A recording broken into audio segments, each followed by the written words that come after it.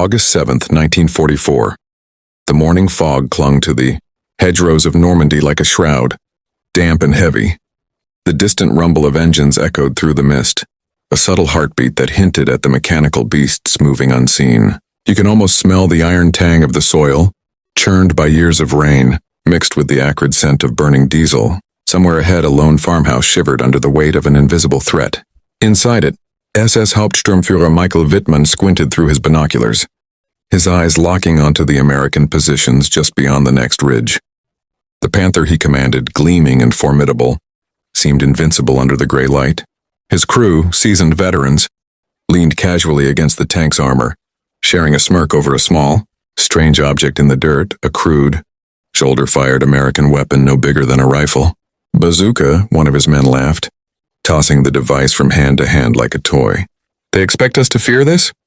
Wittmann's laugh was sharp, clipped, the kind that carried authority and amusement in equal measure. To them, the 2.36-inch M1 rocket launcher seemed laughably insufficient, a child's attempt to challenge their engineering marvel. Outside the hedgerows, the world was still deceptively calm. Birds flitted across the mist, the occasional cow lowed from a distant pasture, and the rumble of German armor continued like a menacing lullaby. But beneath that calm lay a tension so thick you could cut it with a knife. Wittmann didn't know it yet, but the enemy's toy would soon carve a trail of fire through his command. The first American infantry units crept forward, gripping their bazookas with a mixture of fear and resolve. Their hands trembled not from the cold, but from the knowledge that one misstep could turn them into another.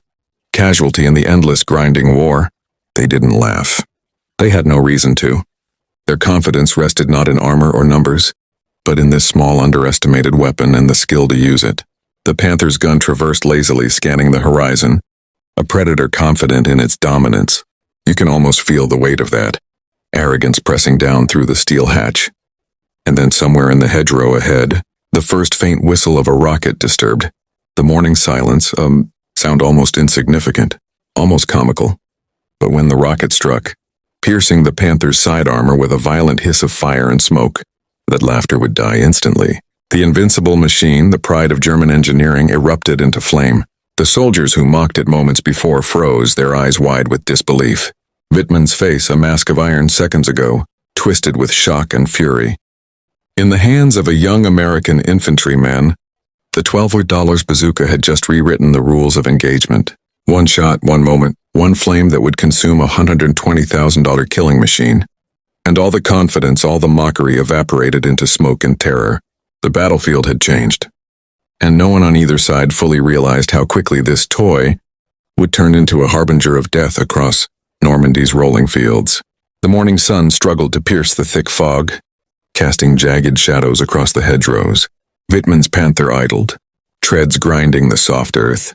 As his crew joked about the American so-called bazooka, you can almost hear the metallic clink of coffee cups in the cup holders, the casual laughter bouncing off the tank's steel. A weapon for children, one soldier said, tapping it like it could barely scratch a mosquito. Outside, the American infantry advanced with deliberate caution, each man slipping from hedge to hedge like ghosts. They clutched the bazookas close, their knuckles white, hearts hammering, knowing that this day might be their last. You can feel it, the tension hanging over the battlefield like static electricity. The Germans mocked, yes, but they were blind to what was about to happen. The first shot was fired. A faint whistling sound cut through the fog. Wittmann's laughter paused, curiosity flickering in his eyes. The rocket struck the Panther's side. Smoke erupted. Flames licked the edges of the metal, blackening the once pristine camouflage. For a heartbeat, the battlefield was silent. Then the smell of burning oil and rubber filled the air. The German crew scrambled inside the tank, trying to save their pride, their lives. From the hedgerows, you can see Wittmann's expression change from disbelief to horror. How could this flimsy weapon, barely bigger than a rifle, do what the heaviest armor in the world could resist? One after another, Panthers and Tigers began to fall in similar fashion. Each strike a reminder that no machine, no matter how fearsome, was invincible. The Americans pressed forward, emboldened by the devastation. Each bazooka round fired carried the weight of desperation and determination. The battlefield became a chaotic symphony, smoke curling over hedgerows, explosions ripping through tanks, and the cries of both the triumphant and the terrified echoing across the fields. And as Wittmann regrouped, trying to comprehend what had just happened, a chilling realization settled over him. This was no isolated incident. The tiny rockets, underestimated and ridiculed, had rewritten the rules. A single infantryman could now bring down a Panther, a Tiger, a legend of the German army. Somewhere in the fog, the Americans lined up for another shot. Hands steady, hearts pounding. One rocket could end another giant. One shot could ignite another fiery grave. And for Wittmann, the next impact would come faster than he could react. Wittmann raised his binoculars, scanning for targets, unaware that in the shadows a small squad had spotted the weak points on his Panther, the rear engine compartment, the side armor just above the tracks. To the Americans, it looked like an enormous machine, almost invulnerable. To the infantrymen armed with bazookas, it was a challenge, a target to be conquered with precision and courage. The hedgerows shivered as if sensing the horror about to unfold. Smoke from the burning Panther curled upward, twisting like a dark serpent against the gray sky. You can almost feel the heat radiating from the wreckage, the acrid stench of molten metal and scorched flesh hanging heavy in the damp air. Wittmann's hands tightened on the hatch rim, the weight of disbelief pressing down harder than the steel above him. He had faced American infantry before, faced artillery, faced countless skirmishes, but nothing like this. This toy had teeth. One well-aimed rocket had transformed the battlefield into a nightmarish inferno. Around him, other Panther crews watched in horror as neighboring tanks erupted, the ground shaking with each violent detonation. What had been confident mockery only moments before now echoed as terrified whispers. The Americans, small and hunched behind hedgerows, moved with a deadly calm. You can hear their shallow breaths, smell the gunpowder on their hands, and see the firelight reflecting off their wide, determined eyes. Each bazooka shot was a gamble, a precise calculation between life and death. And yet, with every impact, the $12 weapon proved worth far more than its humble price tag. Wittmann's mind raced. How could something so simple, pierce armor designed to shrug off shells, from larger guns? The realization was bitter. The Panther, once a symbol of invincibility, was vulnerable, painfully, terrifyingly so. Flames licked the metal tracks, turning steel into molten ruin, and the proud roar of the engine became a death rattle. Nearby, a Tiger tank tried to cover the retreat, its massive cannon swiveling to engage invisible foes.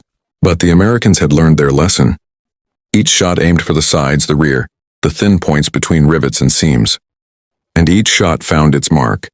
You can almost hear the sickening crunch of metal yielding to fire, the groan of steel surrendering to flame. On the ground, GIs pressed forward, hearts pounding, eyes darting, knowing each second could be their last. Yet every fallen German tank fueled a strange exhilaration. A small man wielding a simple weapon against monsters of steel. Courage, cunning, and a little luck could triumph where brute force once ruled. And in the midst of the chaos, Wittmann realized something terrifying. This was only the beginning. The Americans had discovered the weakness. The weapon was cheap, portable, deadly, and the next barrage could strike even closer, even faster. Somewhere behind him, a distant explosion threw dirt and debris into the air. Another Panther was on fire. Another crew scrambling. Wittmann's grip on the hatch tightened. Could his skill save him this time? Or was the era of the invincible tank over? The fog of war was thick now, curling around twisted hedgerows and scorched earth like smoke from an eternal fire. The once pristine fields of Normandy were pocked with craters, strewn with the blackened carcasses of Panther and Tiger tanks. You can almost feel the heat radiating from the burning steel, hear the hiss of escaping steam, smell the acrid smoke, mingling with the damp scent of churned earth. Wittmann's eyes scanned the battlefield, sharp, calculating, but haunted. The arrogance of the past, the casual dismissal of the toy bazooka had vanished. Each burning wreck was a lesson written in flame. Each explosion, a brutal reminder that no machine, no matter how feared, was untouchable. He barked orders, trying to regroup his remaining crew, but the rhythm of the battle had shifted. The Americans were no longer invisible shadows. They were deadly hunters, small, agile, and deadly precise. You can almost feel their presence. A hand gripping a bazooka, knees pressed into the mud, eyes narrowed as they lined up the next shot. Every soldier knew that patience, courage, and aim could topple steel giants. The battlefield itself seemed to conspire against the Germans. Hedgerows, which had long provided cover and advantage, now became traps. Panthers struggled to maneuver through narrow paths, their long guns unable to pivot quickly. From the shadows, rockets streaked through the mist, each one a whisper of death. Wittmann realized with a cold clarity, his tactics, honed through years of armored dominance, were no longer enough. The turning point came in a flash of fire. A Panther attempting to flank the Americans was hit squarely in the side. The explosion lit the fog like daylight. You can almost hear the roar of the metal tearing apart, the muffled screams of men trapped inside, and the acrid stench of fuel igniting. The surviving German crews froze, stunned by the sudden vulnerability of their most fearsome weapon. Wittmann's mind raced. He had faced overwhelming odds before, but never with such a small, underestimated tool wielded by relentless determination. One bazooka could destroy a tank. Two could cut a path through an entire company. And these soldiers, the Americans, seemed tireless, fearless, and resourceful. From the hedgerows, the GIs moved again, silent as ghosts, firing, retreating, and firing once more. Each impact was a punctuation mark of inevitability. The legend of German armored supremacy was burning in the mud before their eyes, and Wittmann knew it. He felt it in his bones. The battlefield had changed forever. One question lingered like smoke in the mist. Could the Panthers survive this new reality? Or was this the beginning of the end for the proud, steel monsters of the Third Reich? The morning fog had burned away, replaced by a gray, overcast sky that hung like a curtain over the smoking battlefield. Flames still licked the sides of Panther hulls, sending twisted steel and black smoke curling toward the clouds. You can almost feel the heat even from yards away, taste the acrid smoke on your tongue, and hear the occasional distant crack of a bazooka round finding its mark. Wittmann's remaining tanks moved cautiously, trying to regain composure. But the Americans had learned to hunt systematically. You can sense the cunning in their movements, the way they hugged the hedgerows, how they angled shots to exploit every weakness. They were small, seemingly fragile, yet deadly. The giant beasts of German engineering were now at the mercy of these underdogs. From a narrow ditch, an American soldier knelt, the mud coating his uniform. His hands trembled slightly as he loaded a new rocket into his M9 bazooka. But his eyes were sharp, calculating. One shot, one chance. He exhaled, aimed, and fired. The rocket streaked through the air like a silver arrow. Impact. The side armor of a Tiger tank crumpled inward. Flames erupted. The roar of the engine became a scream of metal agony. The battlefield's rhythm had shifted entirely. The proud roar of German tanks, once the heartbeat of armored warfare, was now punctuated by the tiny whistling death of the bazooka. Wittmann watched, anger and disbelief twisting his features, as Panther after Panther succumbed to the small but deadly American weapon. This was the rise of the underdog, the infantrymen against the machine. You can almost feel their courage, the combination of fear and determination, pushing them forward. They were cheap, expendable by the standards of steel and firepower. Yet in their hands, they wielded the power to destroy legends. Each rocket became a statement. No matter how massive, how advanced, every armor-clad giant had a vulnerability. The Germans tried to respond. Machine guns rattled, cannons fired, and smoke obscured the lines. But the Americans had learned, adapted, and exploited every weakness. And Wittmann, once the embodiment of confidence, felt the ground shifting beneath his treads. The game had changed. As another Panther erupted into a towering pillar of fire, a young American soldier peered over the hedgerow. He could see the silhouette of Wittmann's remaining tank, its turret pivoting desperately. He reloaded, his hands steady despite the chaos around him. One shot. Could he end this legendary commander's reign in steel here and now? Smoke thickened over the shattered hedgerows, a choking veil that blurred the line between victory and death. The air was heavy with the smell of molten steel, burnt fuel, and the metallic tang of fear. You can almost hear the groan of Panther treads struggling through mud. The desperate command shouted over the roar of engines, and the eerie whistle of bazooka rockets slicing the sky. Wittmann, once the embodiment of tank supremacy, now sat tensely in his hatch, scanning the battlefield with a mixture of fury and disbelief. The reality hit him like a sledgehammer. These small, ridiculous weapons weren't just annoying, they were deadly. Every rocket fired was a message, a blunt confirmation that his beloved Panthers were no longer invincible. The Americans moved like shadows, invisible until the moment of impact. You can almost feel their patience, their breath held tight as they measured every shot, every angle. A soldier crouched behind a hedgerow adjusted his aim and fired. Another Panther's side panel collapsed inward with a shriek of metal. Flames engulfed the engine compartment. Inside, crewmen scrambled, screaming, trapped by their own pride and armor. The battlefield had transformed into a fiery chessboard, where mobility, cunning, and nerves outweighed raw firepower. Wittmann's tactical mind raced, trying to anticipate the Americans' next move. But each encounter revealed the brutal truth. No amount of experience could fully prepare for a foe that exploited weakness with precision and audacity. The realization settled deep in his chest. The era of the giant, unassailable tank was ending. The battlefield no longer favored the armored behemoth alone. Small, brave, and desperate infantry armed with cheap bazookas could decide the outcome of engagements, once thought impossible to lose. You can almost feel Wittmann's heartbeat, fast, controlled yet laced with fear, as he understood that arrogance and steel could no longer guarantee survival. And as another rocket arced through the gray sky, aimed straight at his Panther, Wittmann's eyes widened. Could he survive the coming storm? Or would this tiny weapon, wielded by human determination, finally write the final chapter for one of Germany's most feared commanders? The hedgerows were now a graveyard of burning steel. Panthers lay twisted, their treads melted into the mud. Cannons blackened and silent. Smoke curled into the overcast sky, casting an eerie pall over the battlefield. You can almost hear the groans of the wounded tanks, the hiss of cooling metal, the desperate cries of crews trapped within their once proud machines. Wittmann's Panther lurched forward, attempting to regroup. His hand shook slightly. On the hatch rim, a subtle betrayal of the growing tension inside him. Each glance revealed another enemy soldier, another bazooka aimed, another deadly opportunity. The battlefield had become a theater of fire and fear, and he was no longer the predator. He was hunted. From a low ditch, a young GI steadied his bazooka. Mud clung to his uniform. Sweat stung his eyes, but his focus was absolute. One shot, that was all it would take. He fired. The rocket screamed across the field, striking the Panther's side. Flames erupted instantly, licking the turret and devouring the engine. You can almost feel the heat from yards away. The roar of metal surrendering. The smell of scorched oil stinging the nose. Wittmann's crew scrambled.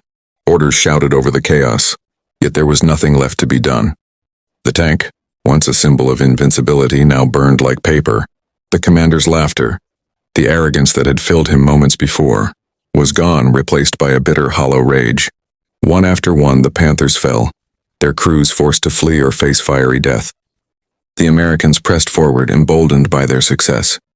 Each bazooka, each determined soldier, became a beacon of hope against overwhelming odds.